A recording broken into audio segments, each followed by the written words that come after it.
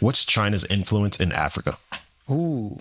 It's very real because they've provided a lot of assistance. They've built a lot of the infrastructure. But in my experience traveling in Africa, the Africans they like America a lot more. Because I'll tell you one program, George Bush, to give him credit, George W. Bush, PEPFAR. This is the AIDS prevention program. Mm-hmm. It probably has saved tens and tens and tens of millions of lives in Africa. Wow. Africa was being ravaged by AIDS, and the Bush administration went in with a huge program that, again, small on our budget. You're talking about, probably 0.25% of the federal budget. And it has saved, tens and tens of millions of people's lives, and people know it, and people talk about it. When the Chinese come in, they build something, but they're like, and here's what we want in return. There's a much more of a transaction. There's a quid pro quo. Isn't that how their batteries are so advanced? They control the cobalt mines in Africa?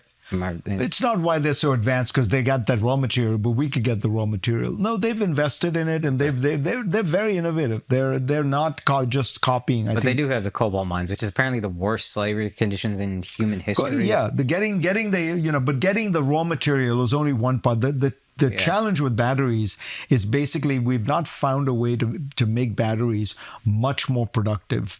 Battery technology has kind of gone up 10 or 15% a year over the last 20 years. It's kind of interesting mystery of why, and then and when you can get them to be good, they're very heavy. Mm-hmm. This is one of the big problems with green technology, with wind and solar, because any wind and solar plant, you need storage. Because the wind is not always blowing and the sun is not always shining. And if batteries were strong enough, we wouldn't need the backup that we have now, which is natural gas. Almost all these green technologies right now, they need a backup because you need something, let's say you're at a hospital, right? The hospital needs the power all the time. Mm-hmm. And, Trump caricatures it by saying, oh, honey, the wind is not going, so I can't watch TV. That doesn't happen. Yeah. And it doesn't happen because they all have a natural gas backup. Fusion. Now you're getting above my pay grade. Well, what about this idea that AI will get us exponentially closer to fusion? And once we're at fusion, EV, like any of the green technology used for energy is pretty much useless. Gas will be useless. What do you think? Are we doing anything to utilize AI to get us closer to that? Is it a pipe dream? Right. So fusion is the holy grail because it's nuclear technology with no radioactive waste, with no instability, with no possibility of a meltdown. It's the way energy is made in the sun. I think that the people who are really smart about this, who I talk to, because I'll be honest, this is above my pay grade, say we're getting closer, and we've gotten closer than people were expecting to. But it's still going to be a lot of trial and error before you can be sure. There is one company that Sam Altman is the chairman of called Helion. Exactly. Yeah. Which is... Isn't Bezos involved in that too? He may be an investor, and they're planning by 2028, which is 3 years from now, to have an operational power plant. They've actually already contracted to sell the power to Microsoft. So crazy. This is happening. My own guess is it'll be more in the nature of a pilot project than an actual scaling it and all that. But you're right that if the promise of fusion is if you get it right and if you can get it at the right cost, it solves all the energy problems. Then we are, as far as I can tell, we are ahead of the Chinese. That's my assumption for why you see Saudi Arabia and the other Arab states leaning so much, not only into AI, but also leaning away from this dependence on natural gas. Because with AI, it's not like we're doing these computations by hand. No, exactly. Right? Exactly. If the time it takes is the trial and error, AI is a trial and error machine. Yeah. Right? 100%. That's why, by the way, so like Demis Hassabis, the guy at DeepMind who runs essentially Google's AI, who won the Nobel Prize, he says that he thinks AI will basically cure all diseases.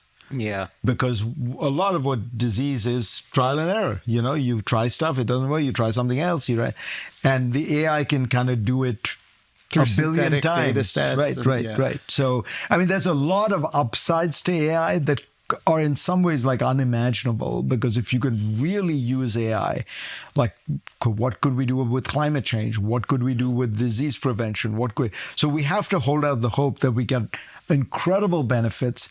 And yet what I worry about is something that powerful is also going to be very disruptive, right? And one thing that hasn't changed is human beings, like in our psyches and our our degree of nervousness and anxiety and fear, and in confronting all this disruption. Yeah.